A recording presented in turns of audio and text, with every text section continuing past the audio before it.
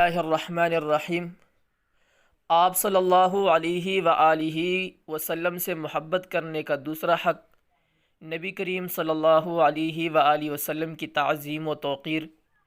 نبی کریم صلی اللہ علیہ وآلہ وسلم کی تعظیم و توقیر بھی آپ کے حقوق میں داخل ہے۔ ارشاد باری تعالیٰ ہے، اِنَّا أَرْسَلْنَاكَ شَاهِدًا وَمُبَشِّرًا وَنَذِيرًا لِتُؤْمِنُوا بِاللَّهِ وَرَسُولِهِ وَتُعَزِّرُوهُ وَتُوَقِّرُوهُ وَتُسَبِّحُوهُ بُكْرَةً وَأَصِيلًا۔ آپ صلی اللہ علیہ وآلہ وسلم کی تعظیم و توقیر بھی آپ کے حقوق میں داخل ہے کہ آپ صلی اللہ علیہ وآلہ وسلم کے فرمان و حدیث کی تعظیم کی جائے۔ آپ صلی اللہ علیہ وآلہ وسلم کی مسجد یعنی مسجد نبوی کی تعظیم کی جائے۔ آپ صلی اللہ علیہ وآلہ وسلم نے جن چیزوں اور شخصیات کی تعظیم کا حکم دیا ہے ان کی بھی تعظیم کی جائے۔